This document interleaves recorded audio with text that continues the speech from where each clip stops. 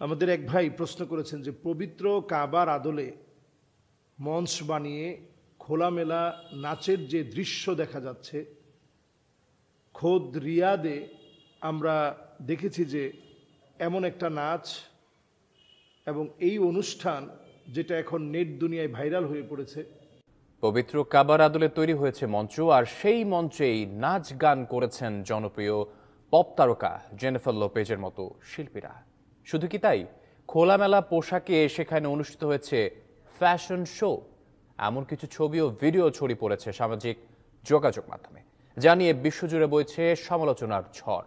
সম্প্রতি সৌদি আরবের রাজধানী রিয়াদে এমন দৃশ্য দেখা গেছে যা নিয়ে বিতর্ক সৃষ্টি হয়েছে মুসলিম বিশ্বে। সবাই এই বিষয়টা নিয়ে এখন কথা বলছে, নিউজ হচ্ছে।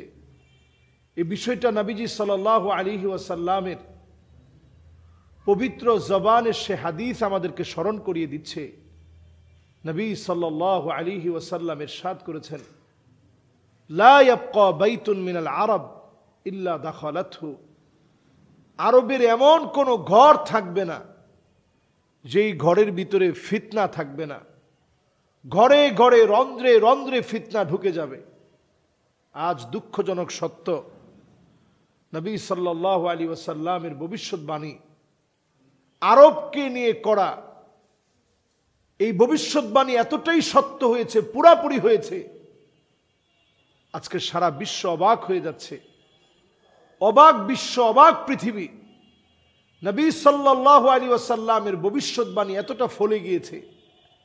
রিয়াদের ভিতরে আমরা দেখেছি কাবার মতো মহা সম্মানিত কালো গিলাফে আবৃত যেই কাবা বিনির্মাণে নবী সাল্লাল্লাহু আলাইহি ওয়াসাল্লাম কষ্ট করেছেন, ইব্রাহিম আলাইহিস সালাতু ওয়াস সালাম কষ্ট করেছেন, যেই কাবাকে 10 বার আল্লাহ রাব্বুল আলামিন বিনির্মাণ করেছেন, উদ্দেশ্য হচ্ছে মানুষের হিদায়াত। ইন্না আউওয়ালা বাইতিন উযিআ লিন-নাস লাল্লাযী বিবাক্কাতা মুবারাকান ওয়া হুদাল লিল-আলামিন। সারা পৃথিবীর মানুষের হেদায়েতের জন্য যে ঘর নির্মিত হয়েছে, সেই ঘরকে কেন্দ্র করে এবং সেই ঘরের পচ্ছদ হুবহু বানিয়ে আলোকসজ্জা দিয়ে ওই ঘরের রূপক একটি ভিডিও সংস্কার করে অথবা ভিডিও ফুটেজ লাগিয়ে এবং দেখতে একেবারে 3D হুবহু একরকম মনে হয় এমন কোন একটা মঞ্চ তৈরি করে যখন কোনো অভিনয় করা হয়, আল্লাহর কসম এটা আল্লাহর আযাব আসার কারণ, আল্লাহর গজব আসার কারণ। আল্লাহ রাব্বুল আলামিনের আযাব গজব আসে ঠিক তখন যখন এই জাতীয় কর্মকাণ্ড মানুষ করা শুরু করে। নবী সাল্লাল্লাহু আলাইহি ওয়াসাল্লাম আরবের ব্যাপারে যে ভবিষ্যৎবাণীগুলো করেছেন, নবীজি সাল্লাল্লাহু আলাইহি ওয়াসাল্লাম বলেছেন এমন সময় আসবে ওয়াইলুল লিল আরব। ঘুম থেকে নবীজি জাগ্রত হয়ে গেলেন এবং ভীত সন্ত্রস্ত অবস্থায় নবীজি 3 বার বললেন, ওয়াইলুল লিল আরব, ওয়াইলুল লিল আরব।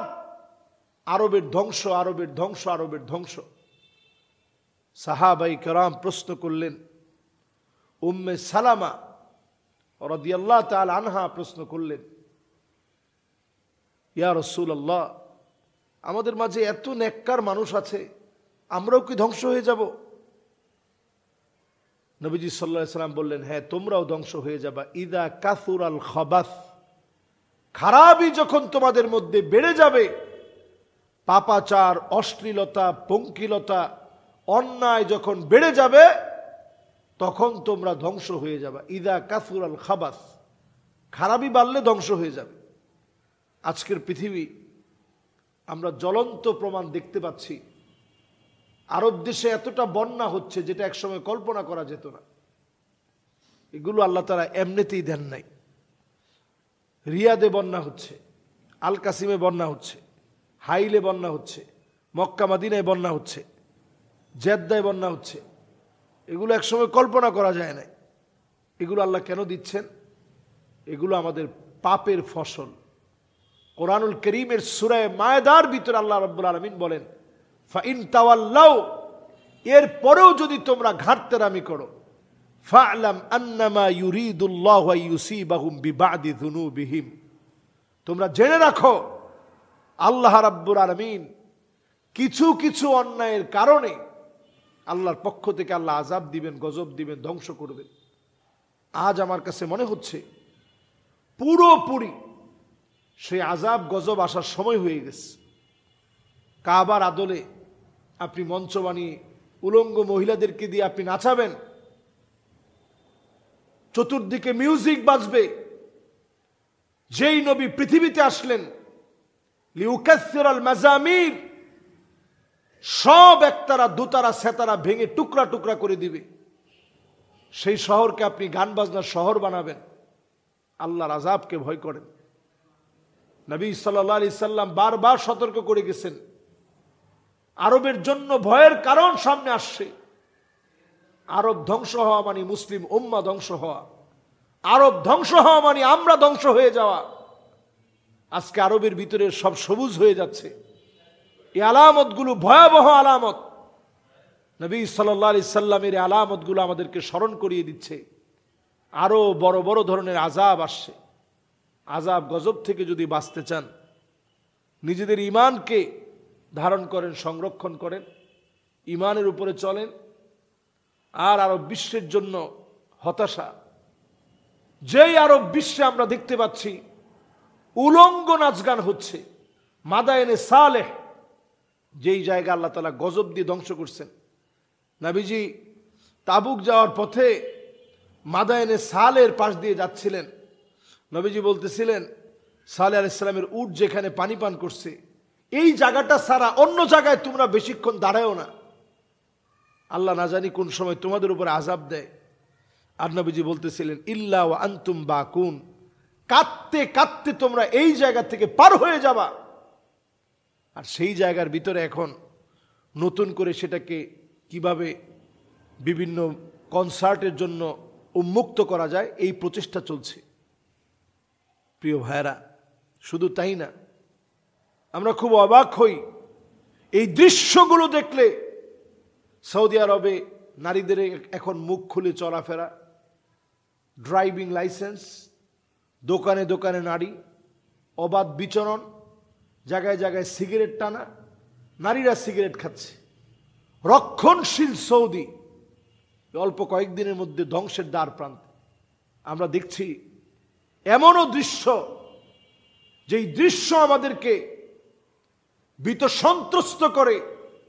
নবী সাল্লাল্লাহু আলাইহি সাল্লামের এই পবিত্র মক্কা মদিনা, এই পবিত্র নগরী, কেমনে এর দাম কমানো যায়। নতুন একটা সিটি ঘোষণা করা হচ্ছে, নিয়ম সিটি।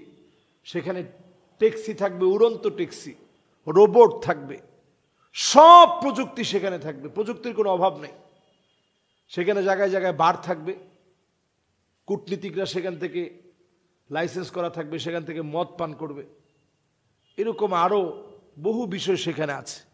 আল্লাহর কাছে আমরা পানাহ চাই এই জাতীয় সমস্ত কর্মকাণ্ড থেকে। চাঁদের মাটি এনে সেখানে রাখবে, চাঁদের একটা ফিল নিবে মানুষ। আগে মানুষ ইউরোপ আমেরিকায় গিয়ে উলঙ্গ হতো, এখন সৌদি আরবে এসে দুবাইয়ের লোকেরা যেন আরও উলঙ্গ হতে পারে, আরবের লোকেরা যেন আরও উলঙ্গ হতে পারে। এই ব্যবস্থাপনা এখন পুরোপুরি পাকা করা হচ্ছে। আল্লাহ পাকের কাছে আমরা পানাহ চাই এই জাতীয় ফিতনা থেকে আমাদের প্রাণের মক্কা মদিনাকে আল্লাহ যেন হেফাজত করে। আমিন। ওয়াসসালামু আলাইকুম ওয়া রাহমাতুল্লাহি।